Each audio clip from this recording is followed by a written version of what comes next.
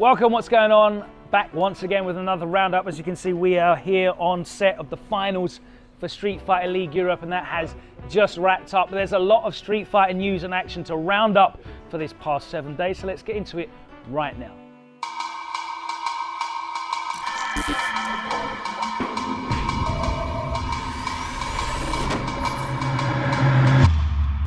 In the South American West Regional Final, Limestone once again showed their supremacy over Anunnaki, this time with a 3-0 sweep in Grand Finals, earning them the spot at Capcom Cup.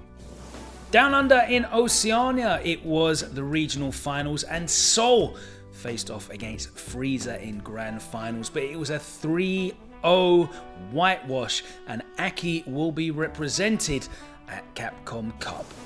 In the Asia Southeast Regional Finals, it was Xian facing off against Mind RPG. Xian was able to fight off the challenge, and this much decorated legend of Street Fighter will be joining the rest at Capcom Cup 11. In South Africa, their region final saw Jabi M go up against Mark the Shark, and after a very close grand final set, it was Jabi M who will once again be returning to Capcom Cup representing South Africa with a 3-2 win. And he pointed out that he will definitely be representing for the Terry Bogard crew. He used that character for the majority of this World Warrior season. And finally, South Korea had their regional finals, and it was NL who was able to overcome Emperor twice, both in winners finals and grand finals, by the same 3-1 scoreline to qualify for this Capcom Cup.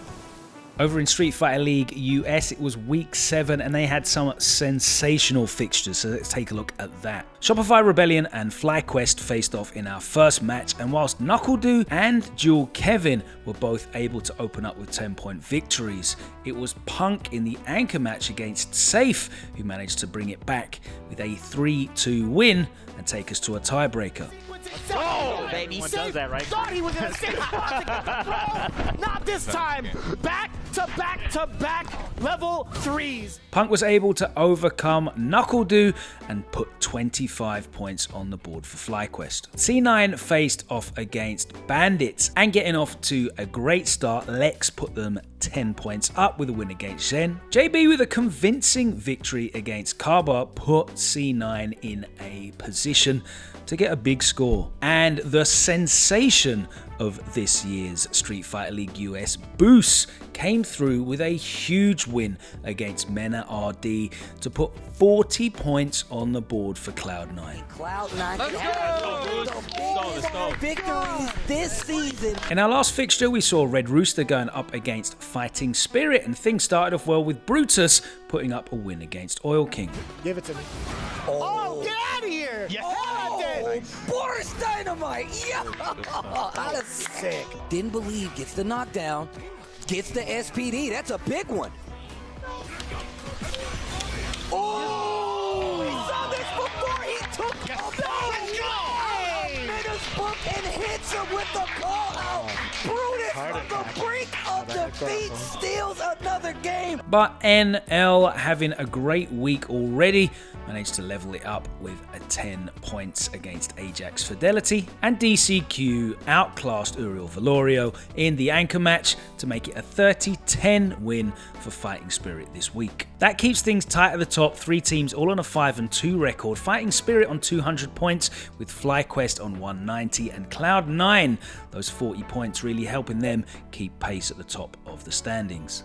And despite having a far superior record to Shopify Rebellion, Bandits Gaming are only 20 points ahead of them so far. With only 3 more weeks of regular season fixtures, things are definitely heating up. And of course, the main focus of this week's show is going to be the Street Fighter League EU finals. All eyes were on NIP, who set records this season for team scores, and Angry Bird putting up a perfect 200 points to get a double MVP. They had 360 points and a perfect 10-0 record going into the playoffs. First up though, Mouz and Wolves would be playing head to head, with Mouz having an 80-0 aggregate score against against Wolves this season, things were looking grim, and with Valmaster and Problem X opening up with wins, it looked like business as usual until Garnet stepped up.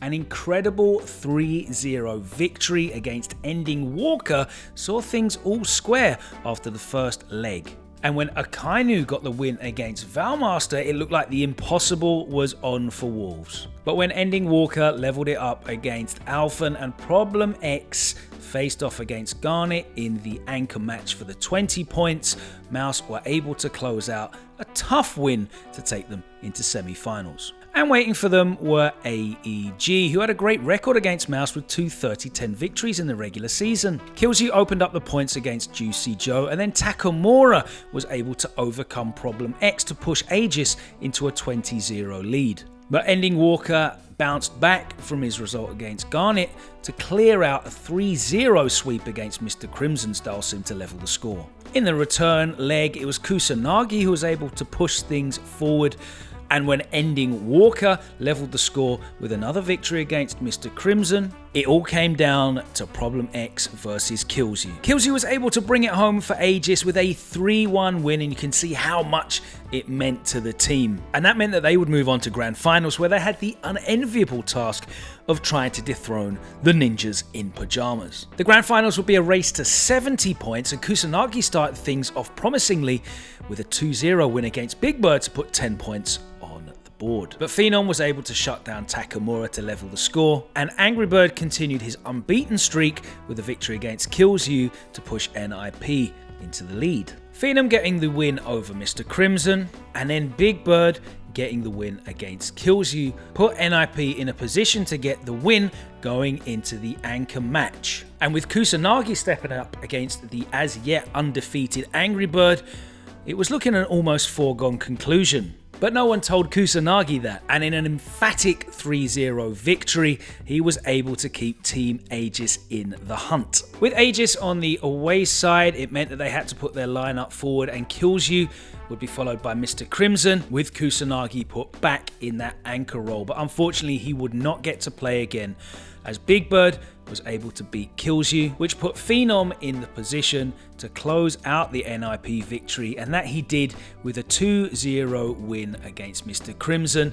And NIP are your record-breaking Street Fighter League Europe champions for 2024. Finishing the season with a record of 11-1 and going undefeated in that grand final set, Phenom was named the finals MVP, and that meant that NIP not only took the trophy but every single award possible in the most dominant Street Fighter League run in history. And lastly, in news, Capcom announced that they will be dropping a balance patch on December the 2nd. And whilst we don't know any more information about that just yet, there is a lot of concern as World Warrior Regional Finals and of course the final stop on the Capcom Pro Tour Kings of the World will be happening over the next 2 weeks. We'll bring you more news about that balance patch and the community's reaction to it next week.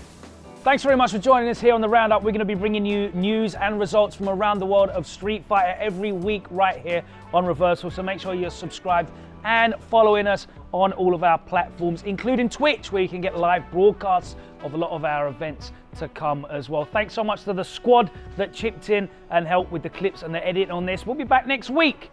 So make sure you keep an eye out on the world of Street Fighter. But if you don't, we'll be here to round it up for you next time on Reversal.